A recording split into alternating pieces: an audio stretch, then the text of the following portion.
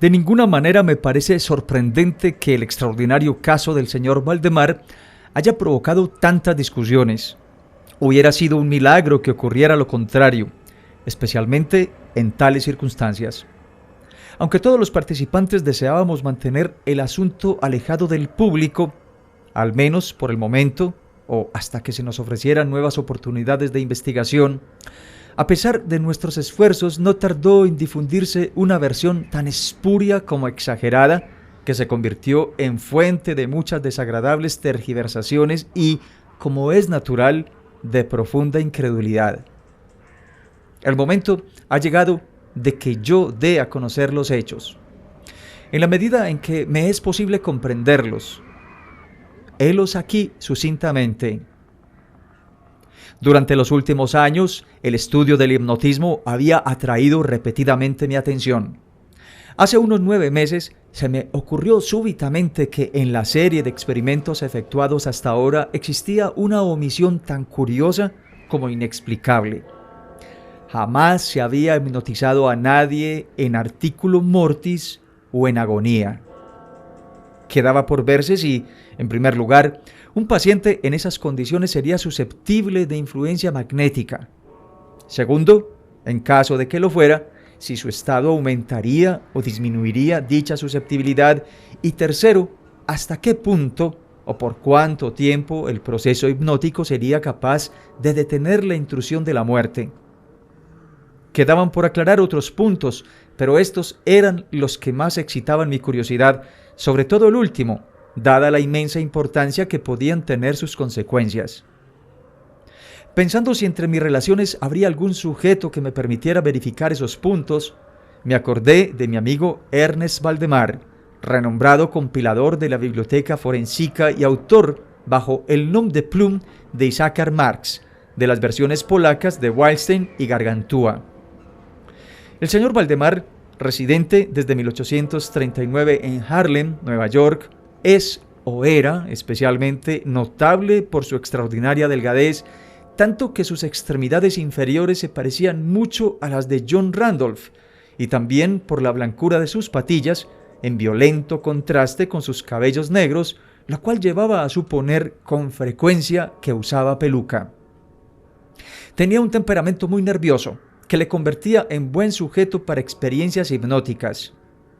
2 o 3 veces le había adormecido sin gran trabajo, pero me decepcionó no alcanzar otros resultados que su especial constitución me había hecho prever.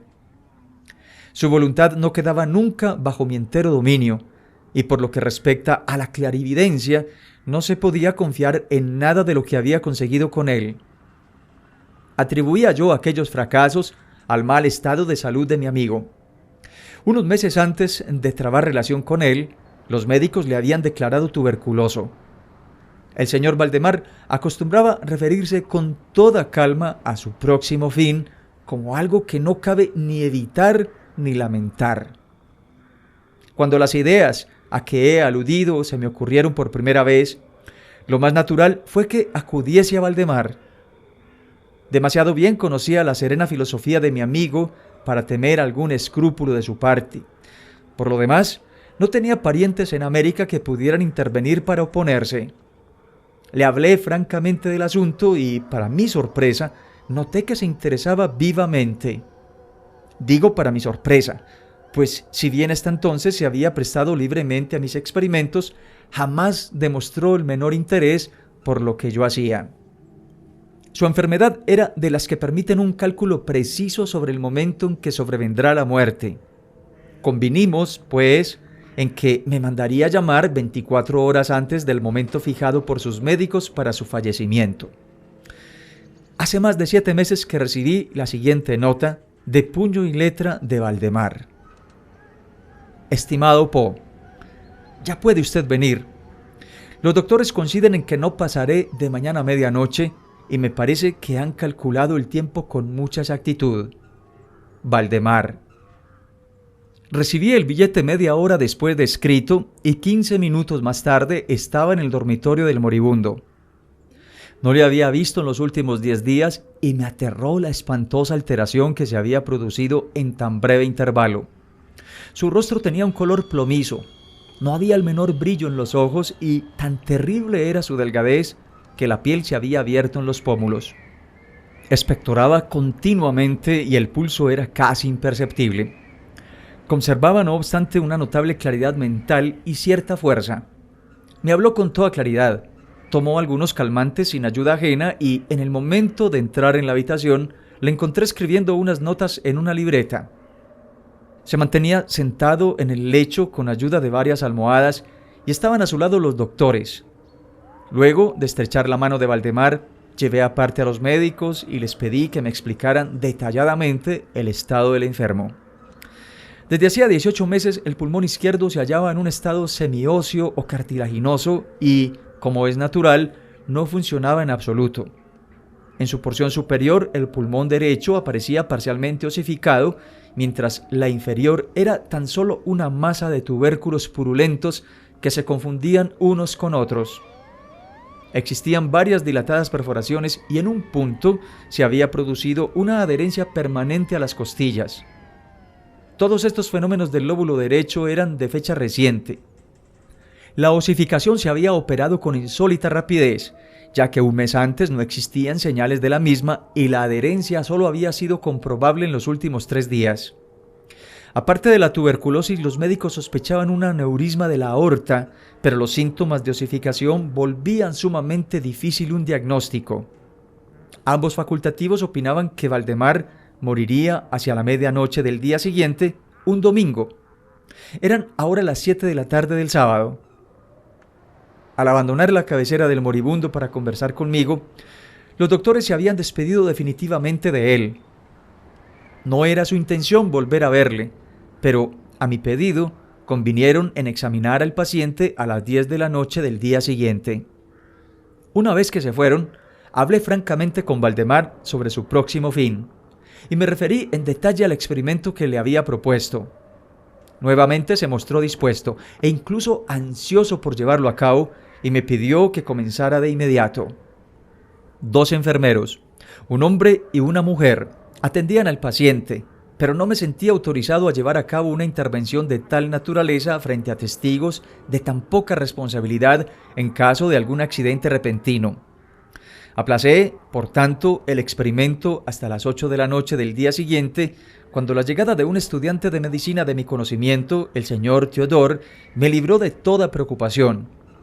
Mi intención inicial había sido la de esperar a los médicos, pero me vi obligado a proceder, primeramente por los urgentes pedidos de Valdemar y luego por mi propia convicción de que no había un minuto que perder, ya que con toda evidencia el fin se acercaba rápidamente.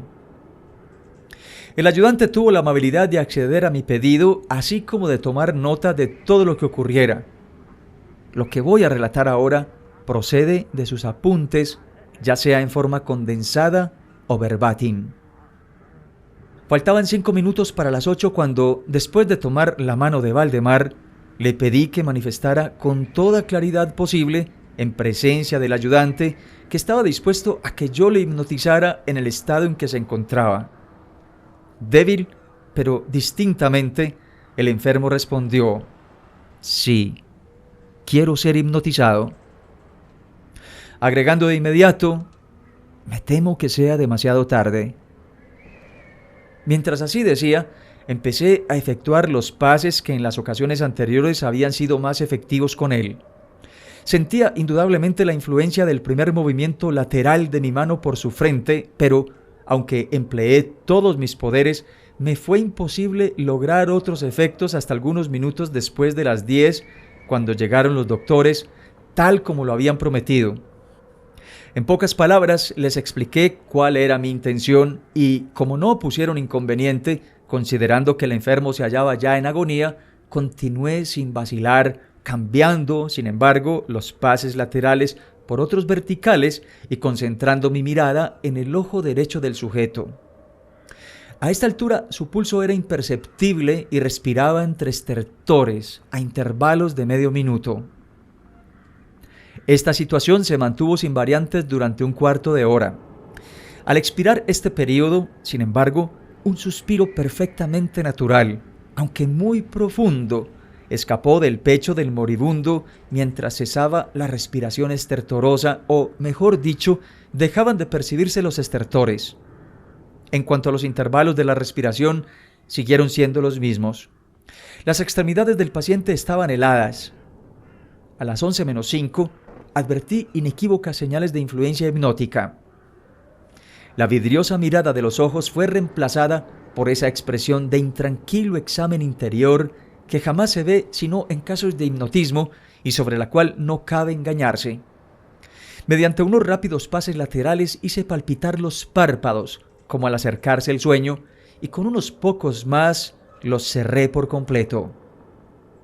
No bastaba esto para satisfacerme, sin embargo, sino que continué vigorosamente mis manipulaciones, poniendo en ellas toda mi voluntad, hasta que hube logrado la completa rigidez de los miembros del durmiente, a quien previamente había colocado en la posición que me pareció más cómoda. Las piernas estaban completamente estiradas. Los brazos reposaban en el lecho, a corta distancia de los flancos. La cabeza había sido ligeramente levantada. Al dar esto por terminado, era ya medianoche y pedí a los presentes que examinaran el estado de Valdemar. Luego de unas pocas verificaciones, admitieron que se encontraba en un estado insólitamente perfecto de trance hipnótico. La curiosidad de ambos médicos se había despertado en sumo grado. Uno de ellos decidió pasar toda la noche a la cabecera del paciente, mientras el otro se marchaba, con promesa de volver por la mañana temprano. El ayudante y los enfermeros se quedaron. Dejamos a Valdemar en completa tranquilidad hasta las 3 de la madrugada, hora en que me acerqué y vi que seguía en el mismo estado que al marcharse el doctor. Vale decir, yacía en la misma posición y su pulso era imperceptible. Respiraba sin esfuerzo, aunque casi no se advertía su aliento, salvo que se aplicara un espejo a los labios. Los ojos estaban cerrados con naturalidad y las piernas tan rígidas y frías como si fueran de mármol. No obstante ello, la apariencia general distaba mucho de la de la muerte. Al acercarme, intenté un ligero esfuerzo para influir sobre el brazo derecho, a fin de que siguiera los movimientos del mío, que movía suavemente sobre su cuerpo. En esta clase de experimento jamás había logrado buen resultado con Valdemar, pero ahora, para mi estupefacción, vi que su brazo, débil pero seguro, seguía todas las direcciones que le señalaba el mío. Me decidí entonces a intentar un breve diálogo. «Valdemar, ¿duerme usted?», pregunté. No me contestó, pero noté que le temblaban los labios, por lo cual repetí varias veces la pregunta. A la tercera, todo su cuerpo se agitó con un ligero temblor. Los párpados se levantaron lo bastante para mostrar una línea del blanco del ojo. Moviéronse lentamente los labios, mientras en un susurro apenas audible brotaban de ellos estas palabras: «Sí, ahora duermo. No me despierte. Déjeme morir así». Palpé los miembros, encontrándolos tan rígidos como antes. Volví a interrogar al hipnotizado. «¿Sigue sintiendo dolor en el pecho, Valdemar?». La respuesta tardó un momento y fue aún menos audible que la anterior. «No sufro. Me estoy muriendo». No me pareció aconsejable molestarle más por el momento y no volví a hablarle hasta la llegada del doctor, que arribó poco antes de la salida del sol y se quedó absolutamente estupefacto al encontrar que el paciente se hallaba todavía vivo. Luego de tomarle el pulso y acercar un espejo a sus labios, me pidió que le hablara otra vez, a lo cual accedí. «Valdemar», dije, «¿sigue usted durmiendo?». Como la primera vez, pasaron unos minutos antes de lograr respuesta, y durante el intervalo el moribundo dio la impresión de estar juntando fuerzas para hablar. A la cuarta repetición de la pregunta, y con voz que la debilidad volvía casi inaudible, murmuró: «Sí, dormido, muriéndome».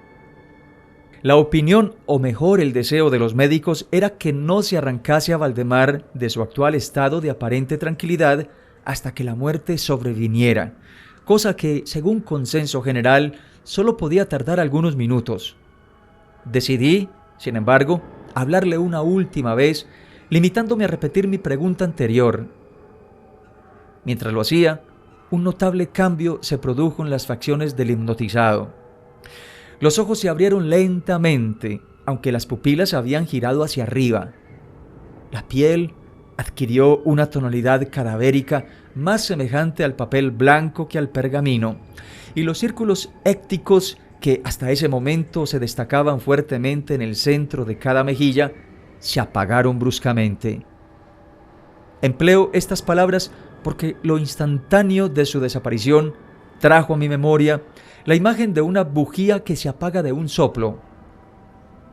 Al mismo tiempo, el labio superior se replegó, dejando al descubierto los dientes que antes cubría completamente, mientras la mandíbula inferior caía con un sacudimiento que todos oímos, dejando la boca abierta de par en par y revelando una lengua hinchada y ennegrecida. Supongo que todos los presentes estaban acostumbrados a los horrores de un lecho de muerte, pero la apariencia de Valdemar era tan espantosa en aquel instante que se produjo un movimiento general de retroceso. Comprendo que he llegado ahora a un punto de mi relato en el que el lector se sentirá movido a una absoluta incredulidad. Me veo, sin embargo, obligado a continuarlo. El más imperceptible signo de vitalidad había cesado en Valdemar. Seguros de que estaba muerto, lo confiábamos ya a los enfermeros, cuando nos fue dado observar un fuerte movimiento vibratorio de la lengua. La vibración se mantuvo aproximadamente durante 1 minuto. Al cesar, de aquellas abiertas e inmóviles mandíbulas brotó una voz que sería insensato pretender describir. Es verdad que existen 2 o 3 epítetos que cabría aplicarle parcialmente. Puedo decir, por ejemplo, que su sonido era áspero y quebrado, así como hueco. Pero el todo es indescriptible por la sencilla razón de que jamás un oído humano ha percibido resonancias semejantes. 2 características, sin embargo, según lo pensé en el momento y lo sigo pensando, pueden ser señaladas como propias de aquel sonido y dar alguna idea de su calidad extraterrena. En primer término, la voz parecía llegar a nuestros oídos, por lo menos a los míos, desde larga distancia o desde una caverna en la profundidad de la tierra. Segundo, me produjo la misma sensación, temo que me resultará imposible hacerme entender, que las materias gelatinosas y viscosas producen en el sentido del tacto. He hablado al mismo tiempo de sonido y de voz. Quiero decir que el sonido consistía en un silabeo clarísimo, de una claridad incluso asombrosa y aterradora. El señor Valdemar hablaba, y era evidente que estaba contestando a la interrogación formulada por mí unos minutos antes. Como se recordará, le había preguntado si seguía durmiendo, y ahora escuché: sí, no, estuve durmiendo, y ahora estoy muerto. Ninguno de los presentes pretendió siquiera negar ni reprimir el inexpresable, estremecedor espanto que aquellas pocas palabras, así pronunciadas, tenían que producir. El estudiante cayó desvanecido. Los enfermeros escaparon del aposento y fue imposible convencerlos de que volvieran. Por mi parte, no trataré de comunicar mis propias impresiones al lector. Durante 1 hora, silenciosos, sin pronunciar una palabra, nos esforzamos por reanimar al estudiante. Cuando volvió en sí, pudimos dedicarnos a examinar el estado de Valdemar. Seguía en todo sentido como lo he descrito antes, salvo que el espejo no proporcionaba ya pruebas de su respiración. Fue inútil que tratáramos de sangrarlo en el brazo. Debo agregar que éste no obedecía ya a mi voluntad. En vano me esforcé por hacerle seguir la dirección de mi mano. La única señal de la influencia hipnótica la constituía ahora el movimiento vibratorio de la lengua cada vez que volvía a hacer una pregunta a Valdemar. Se diría que trataba de contestar, pero que carecía ya de voluntad suficiente. Permanecía insensible a toda pregunta que le formulara cualquiera que no fuese yo, aunque me esforcé por poner a cada uno de los presentes en relación hipnótica con el paciente. Creo que con esto he señalado todo lo necesario para que se comprenda cuál era la condición del hipnotizado en ese momento. Se llamó a nuevos enfermeros y a las 10 de la mañana abandoné la morada en compañía de ambos médicos y del estudiante. Volvimos por la tarde a ver al paciente. Su estado seguía siendo el mismo. Discutimos un rato sobre la conveniencia y posibilidad de despertarlo, pero poco nos costó llegar a la conclusión de que nada bueno se conseguiría con eso. Resultaba evidente que hasta ahora la muerte, o eso que de costumbre se denomina muerte, había sido detenida por el proceso hipnótico. Parecía claro que si despertábamos a Valdemar, lo único que lograríamos sería su inmediato o, por lo menos, su rápido fallecimiento. Desde este momento hasta fines de la semana pasada, vale decir casi 7 meses, continuamos acudiendo diariamente a casa de Valdemar, acompañados una y otra vez por médicos y otros amigos. Durante todo este tiempo, el hipnotizado se mantuvo exactamente como lo he descrito. Los enfermeros le atendían continuamente. Por fin, el viernes pasado, resolvimos hacer el experimento de despertarlo o tratar de despertarlo.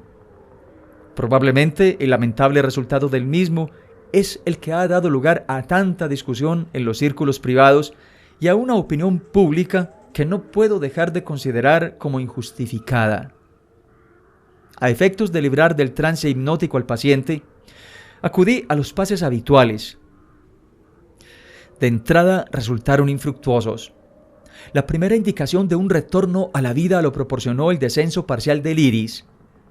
Como detalle notable, se observó que este descenso de la pupila iba acompañado de un abundante flujo de un líquido amarillento, procedente de debajo de los párpados, que despedía un olor penetrante y fétido. Alguien me sugirió que tratara de influir sobre el brazo del paciente como al comienzo. Lo intenté, sin resultado. Entonces uno de los doctores expresó su deseo de que interrogara al paciente. Así lo hice, con las siguientes palabras: Señor Valdemar, ¿puede explicarnos lo que siente y lo que desea? Instantáneamente reaparecieron los círculos écticos en las mejillas. La lengua tembló, o mejor dicho, rodó violentamente en la boca, aunque las mandíbulas y los labios siguieron rígidos como antes, y entonces resonó aquella horrenda voz que he tratado ya de describir. Por amor de Dios, pronto, hágame morir o despiérteme. Pronto, despiérteme. Le digo que estoy muerto. Perdí por completo la serenidad y durante un momento me quedé sin saber qué hacer. Por fin intenté calmar otra vez al paciente, pero al fracasar, debido a la total suspensión de la voluntad, cambié el procedimiento y luché con todas mis fuerzas para despertarlo. Pronto me di cuenta de que lo lograría, o por lo menos así me lo imaginé, y estoy seguro de que todos los asistentes se hallaban preparados para ver despertar al paciente. Pero lo que realmente ocurrió fue algo para lo cual ningún ser humano podía estar preparado.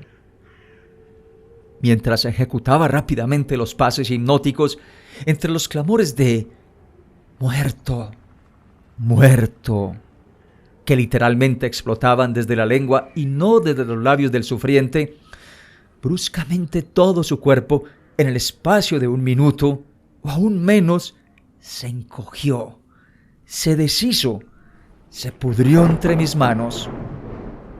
Sobre el lecho, ante todos los presentes, no quedó más que una masa casi líquida, de repugnante, de abominable putrefacción.